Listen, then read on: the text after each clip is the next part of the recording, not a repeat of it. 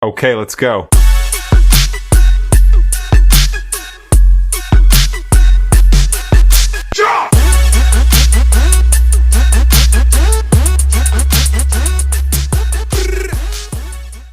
All right, so you're diving into the world of EB2-NIW visas.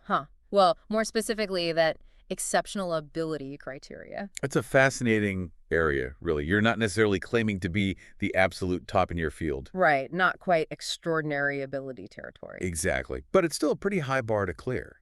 It's about showcasing a unique depth of expertise. And the way you do that is through, well, evidence.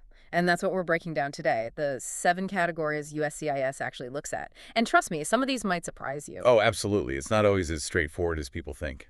Okay, so let's start with something I think a lot of people assume is the be-all, end-all degrees. Got a fancy degree, you're good to go, right? If only it were that simple. Imagine for a moment you're a chef, right? Okay, I'm picturing it. Even if you got a degree from, say, the Culinary Institute of America, which is top-notch, but your real area of expertise is, let's say, molecular gastronomy. Very specific. Exactly. That's where the context comes in.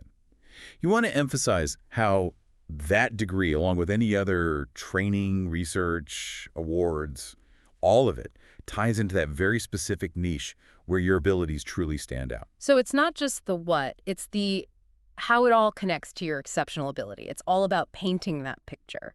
So let's say our chef has got the degrees. What else could they show to prove they're in a league of their own? Well, this is where professional associations come into play. And again, we're not talking about just any club or group. No, we're talking top tier, right? Exactly. Think being inducted into the National Academy of Sciences.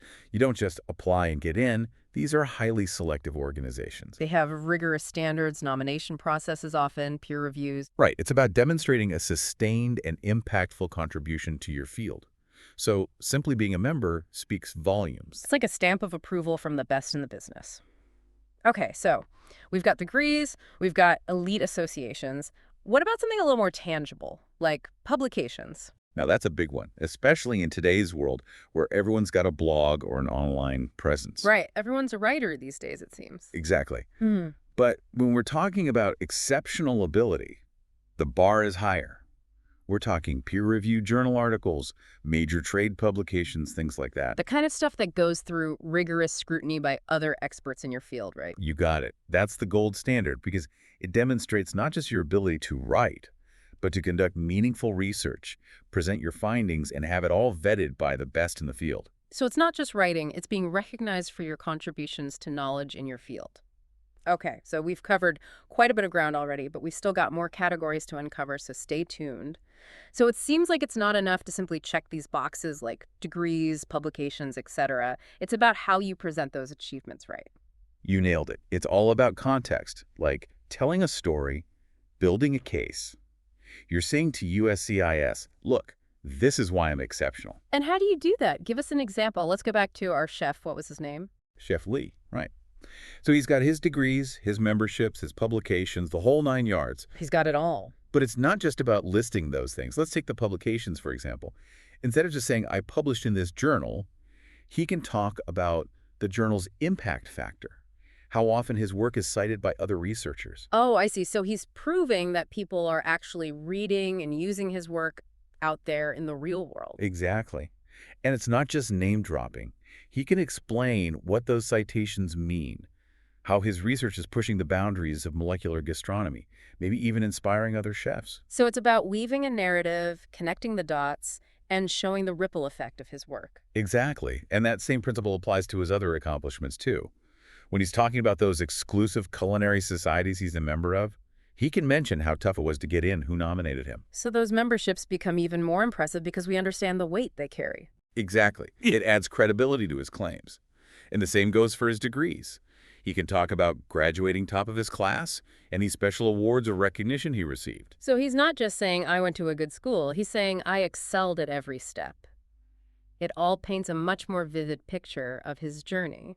Right. And this is where a lot of people, especially those who are humble, tend to hold back. They don't want to seem like they're bragging. Exactly.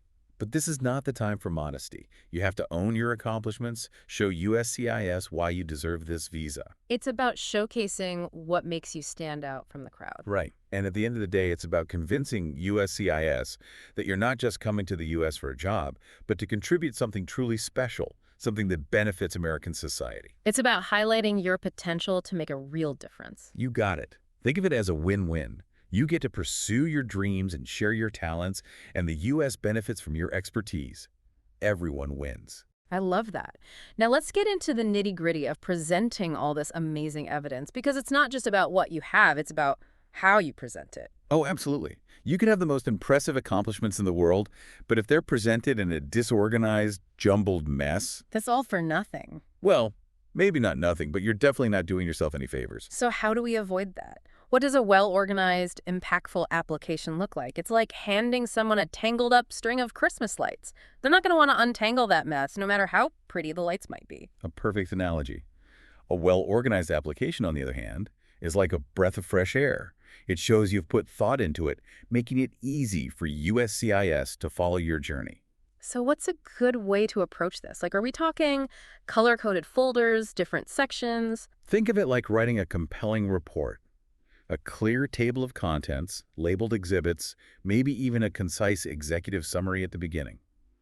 You want USCIS to instantly understand the value you bring to the table. It's about presenting your brilliance in a neat, easily digestible package. Now let's talk about those external validations recommendation letters. How much weight do they carry in an EB2-NIW case? They can be incredibly powerful, but only if they're done right. And what I mean by that is they need to go beyond just generic praise.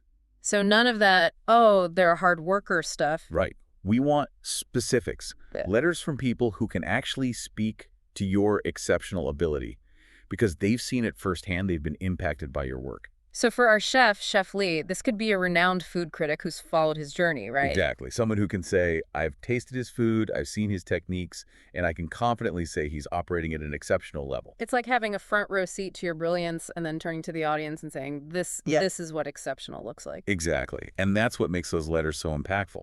They're not just saying this person is great. They're packing it up with concrete examples, anecdotes, insights that paint a vivid picture.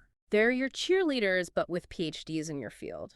They're the ultimate hype squad. I love that. You need that kind of enthusiastic support, especially when dealing with something as important as an EB2-NIW application. So as we wrap up this deep dive into the world of exceptional ability, any final thoughts for our listeners who are about to embark on this exciting, albeit maybe a little daunting, journey? You know, the EB2-NIW might seem like this mysterious process, but it doesn't have to be.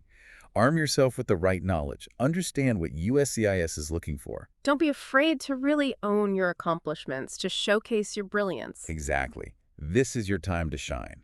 And don't hesitate to reach out to experts who can guide you, answer your questions. Because at the end of the day, this is about pursuing your dreams, contributing your unique talents to the world. And adding your own flavor to the rich tapestry of American society.